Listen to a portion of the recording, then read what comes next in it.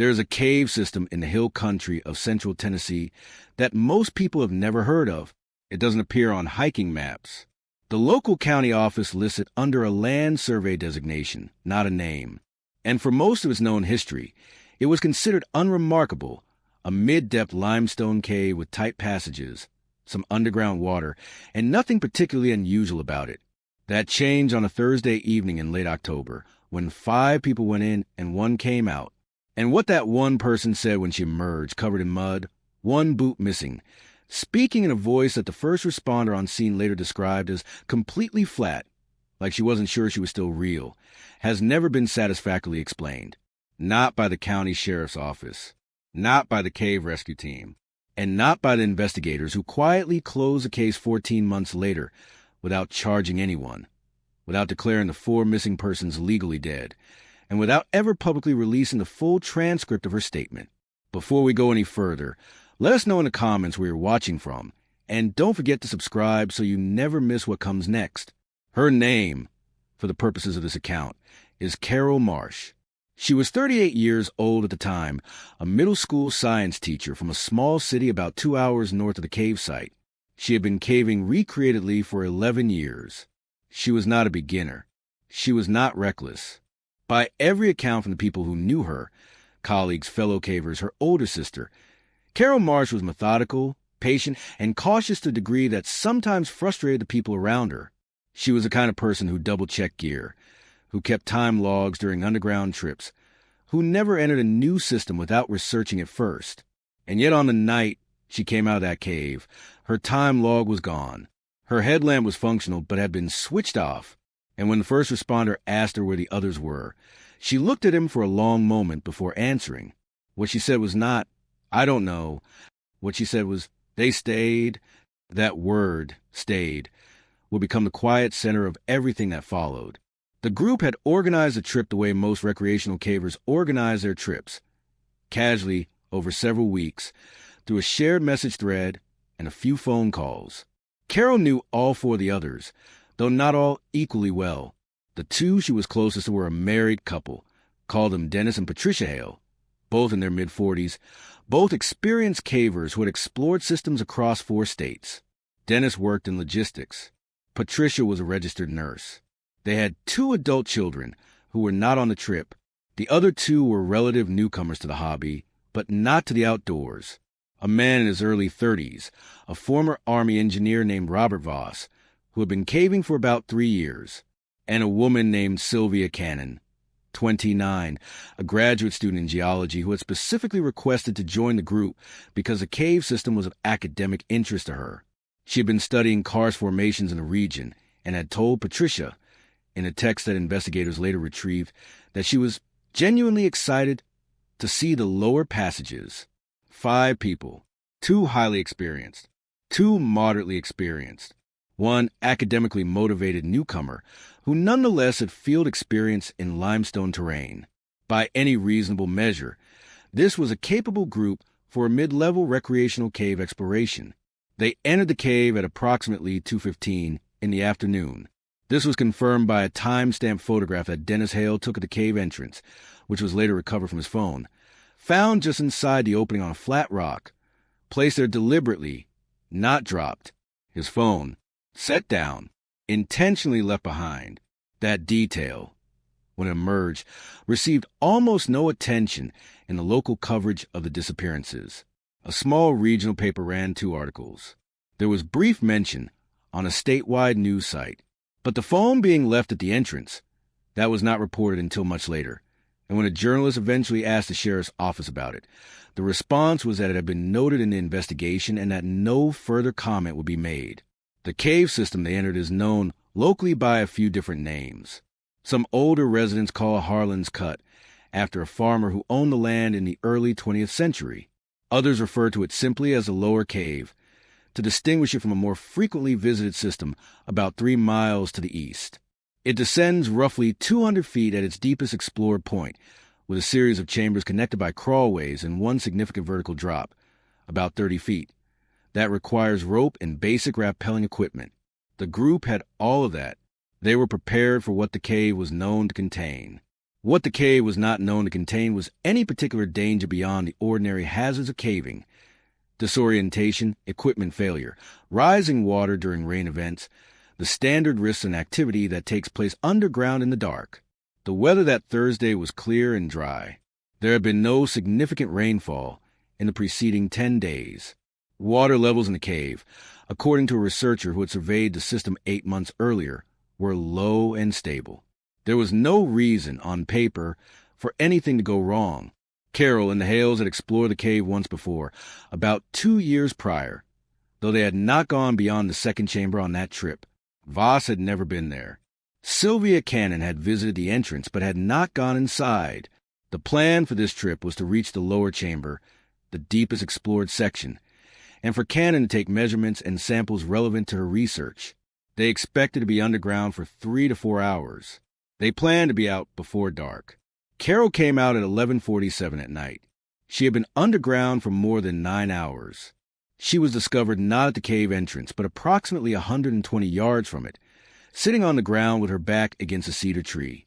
A man walking his dog along a nearby fire road saw her headlamp, off, but reflective in his flashlight beam, and initially thought she was an animal. When he approached, she did not react to his presence until he spoke directly to her. She then looked up and told him she needed to call someone. She did not ask about the others.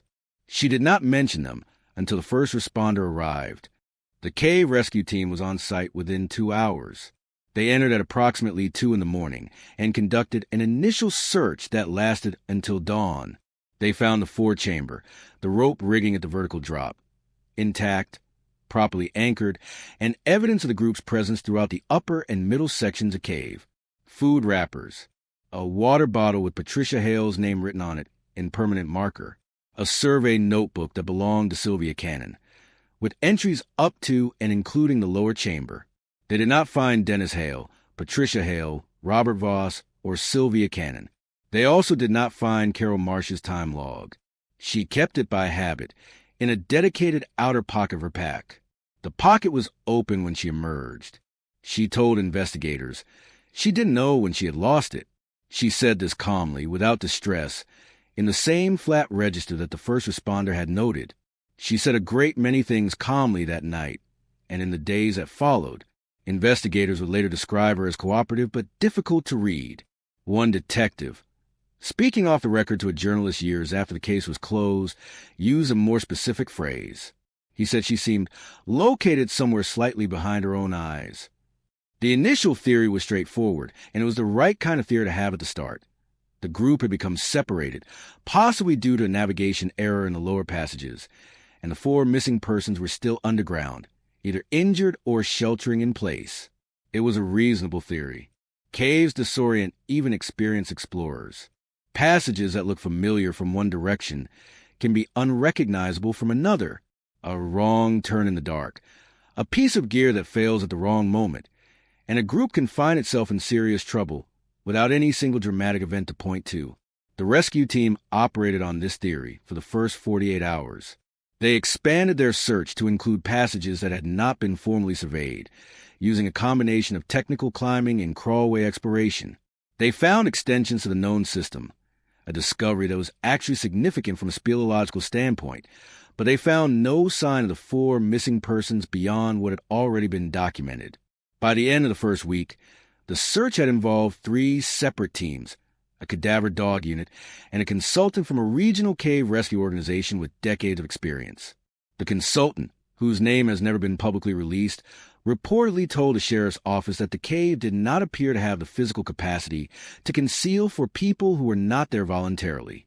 That phrase, "not there voluntarily," reoriented the investigation in a direction that nobody had initially wanted to go.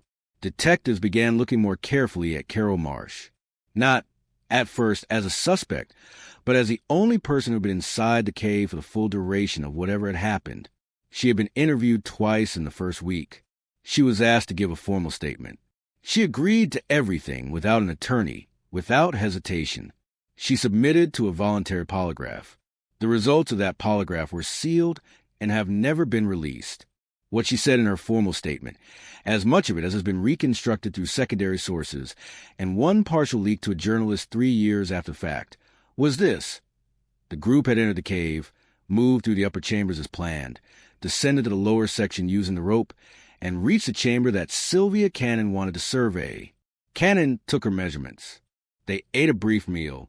Dennis Hale had a minor equipment issue with his headlamp. The mount was loose, and he was adjusting it.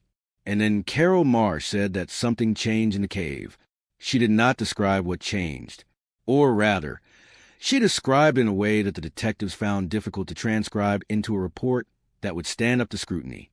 She said the air changed. She said the sound changed, not that a new sound appeared, but that the background sound of the cave, the drip of water, the faint movement of air through passages, simply stopped. She said it felt, and she used this word deliberately and apparently more than once, like the cave was paying attention. The detective who first heard this statement reportedly asked her to clarify what she meant. She said she couldn't clarify it. She said it was the most honest way she could describe it. She said the others felt it too, all 4 of them, because they all stopped what they were doing at the same moment, without anyone saying anything. What happened after that is where the account becomes genuinely difficult. Carol's statement described a period of time that she could not quantify.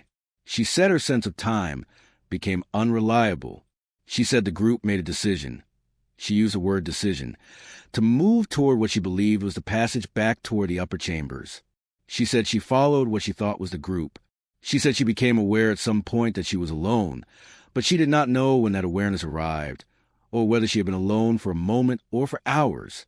She said she did not hear anything alarming, no sound of distress, no call for help. She said that the others did not seem frightened. She said they seemed, and she paused, according to the detective's notes, for a long time before completing the sentence, calm. She said they seemed calm in a way that, in retrospect, was different from normal calm. She said it was like watching people who had decided something that she hadn't been told about. And then she said the thing that has been repeated, in various forms, by everyone who has heard the story since. She said, I think something in there made a choice. I just don't think it chose me. Investigators are trained to treat statements like that with careful neutrality. Statements made by trauma survivors are not reliable narrative documents.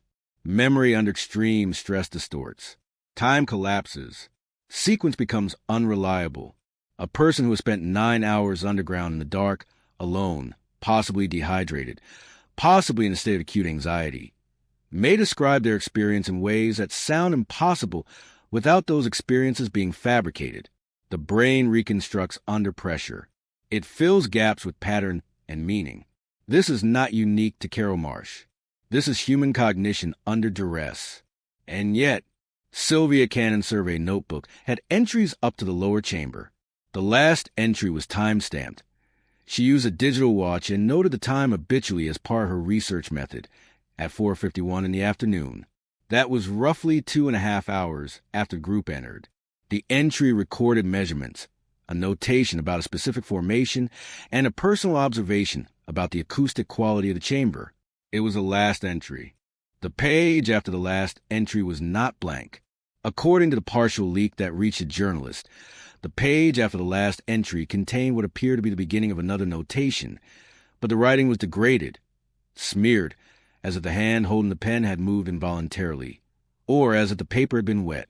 What could be made out were 2 partial words, and what might have been the beginning of a third. The 2 partial words, as best as forensic document examiners could reconstruct them, were not technical terms related to geology. They appeared to be a name, a first name. And the first name, as far as could be determined, was not the name of anyone in the group. The sheriff's office declined to comment on this when it was raised. The journalist who reported it could not independently verify the exact reconstruction of the letters. The forensic document examiner who performed the analysis was hired privately and has not spoken publicly. So it remains, like much of this case, something that hovers between confirmed and unconfirmed, between documented and alleged. The investigation slowed in the way that investigations slow when they run out of both leads and courage. Not dramatically, not with any official announcement. The search operations wound down after 3 weeks, with the explanation that the cave had been searched to the practical limits of what was safe and possible. The 4 missing persons were entered into the national database. Their families were told that the case remained open. Dennis and Patricia Hale's adult children gave one interview to a local television station about 6 months after the disappearance. They said they had not received meaningful updates from the sheriff's office in more than 2 months. They said they had asked specifically about Carol Marsh's statement and what it contained. They said they were told the statement was part of an ongoing investigation and could not be shared with them. The older of the 2 children, a woman in her late 20s, said something in that interview that was later widely quoted. "They're not investigating. They're waiting for us to stop asking." Carol Marsh returned to her job as a science teacher approximately 3 months after the disappearance. She did not give interviews. She did not participate in any of the public searches for missing persons that volunteers organized in the months following. Her sister, in a brief statement she posted on a community forum and later deleted, said that Carol was not the same person who had gone into that cave and that the family was trying to understand what that means for all of us. The sister also wrote, and this was screenshotted before the post was deleted, that Carol had told her something about the experience that she had not told investigators. The sister did not say what it was. She said only that it was not something a person should have to hold alone, and that she hoped someday someone would know what to do with it. That post has never been explained. The sister has not spoken publicly since. At this point in the story, investigators were left with 2 distinct possibilities. The first was that some combination of navigational error, environmental condition, or physical accident resulted in the deaths of 4 people in a cave system that 3 separate teams failed to fully explain, a cave that may extend further than its known survey suggests, into passages that remain inaccessible or undiscovered. The second was that Carol Marsh's account, however strange, however difficult to process through the language of formal investigation, was the most truthful description of what she experienced, and that something in that cave changed the situation in a way that no existing investigative framework could accommodate. Which one would you have believed sitting across from her in that interview room? The cave was not sealed, formally, until about 8 months after the disappearance. The county cited liability concerns. A metal gate was installed across the entrance. The key, as far as anyone has been able to determine, is held by the County Land Management Office, and access requests are processed on a case-by-case basis. No academic or scientific survey of the extended passages discovered during the search has ever been published. The researcher who conducted the 8-month prior survey, the one whose data on water levels was used to establish that conditions were safe, reportedly requested access to continue his work and was denied. He told a colleague, who later recounted it in an email that became part of Freedom of Information requests, that the denial was not accompanied by an explanation. There's a version of this story where everything that happened has a physical explanation that simply hasn't been found yet. Unmapped passages, a geologic event, some combination of gas accumulation and oxygen depletion that could produce confusion, hallucination, memory distortion, and in the worst case, unconsciousness or death. Carbon dioxide pools exist in cave systems. So do oxygen-depleted pockets near organic material. A person moving through such an environment might have no conscious awareness of what was affecting them. They might experience what felt like presence, decision, intention, and what was actually the brain misfiring as it's suffocated by degrees. And one person, due to position in the cave, rate of movement, or simple physiological difference, might survive while others did not. That explanation is coherent. It is not comfortable, but it is coherent. What it doesn't account for is Sylvia Cannon's notebook. Because if the group was affected by an atmospheric hazard, the sequence of events would follow a pattern. Impairment first, then unconsciousness, then, in the worst case, death. But Cannon was making precise scientific notations up to 4:51 in the afternoon. Her entries were lucid. Her handwriting was consistent. And then something happened after 4:51 that produced, on the following page, a smeared and partially legible name that does not belong to anyone associated with the case. What also doesn't account for is Dennis Hale's phone, left at the entrance, deliberately, before the group went in. People who are preparing for a straightforward 3 to 4 hour recreational caving trip do not leave their phones behind. Not in this era. Not voluntarily. People carry phones underground for emergency contact, for light backup, for the camera. Dennis Hale set his phone down on a flat rock inside the cave entrance and went deeper. Nobody has offered an explanation for why. Carol Marsh, when asked about this specifically in her second interview, said she hadn't noticed. She said she didn't remember seeing Dennis with his phone at any point after they entered. She said, and this is from the secondary account of that interview, that she hadn't thought about it until the detective brought it up, and that when she did think about it, she found she couldn't picture Dennis holding his phone inside the cave, not because she had a specific memory of him setting it down, but because the image of him with his phone underground simply wasn't there. The case was formally reclassified 14 months after the disappearance. Not closed, reclassified. It moved from active missing persons to what the county designates as inactive pending new information. The families were notified by letter. There was no press release. There was no public statement. It was, by every external measure, the kind of administrative move that bureaucracies make when they have run out of either answers or will, and they have decided that the cleanest thing to do is to stop actively doing anything. Dennis Hale and Patricia Hale, Robert Voss, Sylvia Cannon, for people who, by every official record that has ever been released, are still missing, not confirmed dead, not explained, not located. Still, in the language of the county record, pending new information, their families have continued to push. Patricia Hale's daughter started a blog that she has updated sporadically over the years since, writing about her attempts to obtain records, her conversations with caving experts, her own visit to the area. She has never gone inside the cave, and her experience standing at the metal gate looking at the dark beyond it. She wrote once about the sound she heard when she stood there, which she described as a quality of silence that felt, in her words, weighted. She said she had stood in quiet places before, and this was not the same. She said she didn't know how to explain it any better than that. She also wrote about Carol Marsh. She wrote about it carefully, without accusation. She said she had reached out to Carol twice, by mail, and that one of those letters had been returned unopened. She said she did not believe Carol had done something to her parents. She said she believed Carol had experienced something she didn't have a language for, and that the people who should help her find that language, the investigators, the mental health professionals, whoever was involved in her care in the months after, had not done so. She said she thought Carol was carrying something that belongs to all of us, and she can't put it down because nobody has ever told her it's safe to. That is not an accusation. It is something quieter and harder to sit with.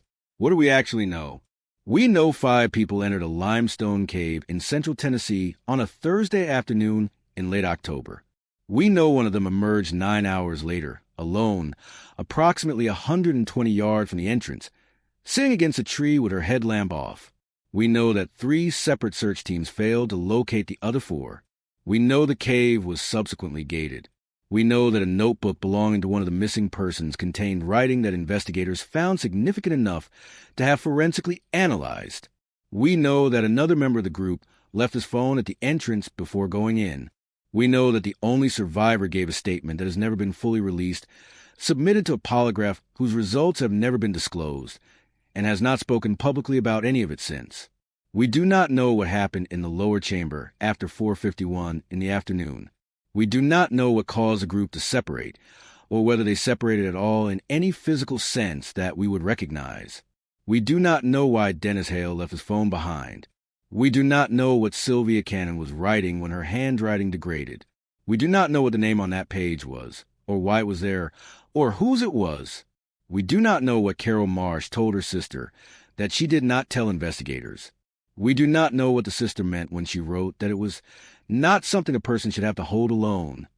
There are people who have studied this case in an available form, through records requests, through the partial journalism that exists, through interviews with peripheral figures, who believe the atmospheric explanation is the most probable: gas accumulation, physiological impairment, for people who died in passages that haven't been found because the cave extends beyond what has been mapped, possibly into sections that have since collapsed or flooded.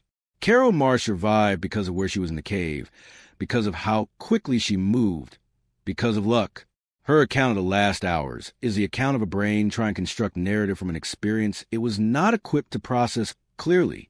There are others who find that explanation incomplete in ways that can't be easily dismissed.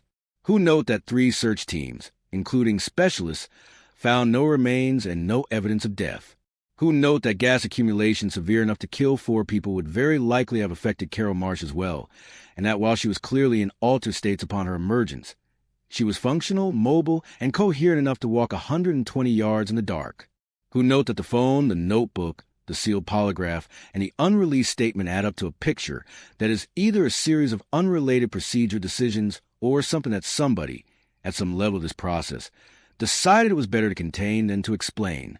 Neither group is wrong to hold the position they hold. Both are working from incomplete information, which is the only kind available. What remains, and what will remain, for as long as the case stays reclassified and the family stay without answers, is a cave with a metal gate on it, for people who have never been found, and a woman who went into that darkness with them and came out alone with something she has never been able to fully describe. She sits with it. Her sister sits with it. Patricia Hale's daughter sits outside a gate in Tennessee and listens to the weighted silence beyond it, and the county files wait, inactive, pending new information that no one is actively looking for anymore. Whatever happened in that lower chamber, whether it was geological, atmospheric, human, or something that resists those categories entirely, it happened in the dark, beyond the reach of the rope, beneath the drip of water in a cave that most people have never heard of, and it left one person sitting against a cedar tree in the middle of the night, speaking in a voice that a first responder described as flat, saying only that the others had stayed, not that they were lost, not that something had happened to them, that they had stayed, and she had not. Cases like this don't disappear. They just fade when people stop asking questions. If something in this story stays with you, if a detail doesn't sit right, if you find yourself turning it over, say so in the comments. The families of Dennis and Patricia Hale, Robert Voss, and Sylvia Cannon have been asking questions for years without answers. The least the rest of us can do is keep asking alongside them.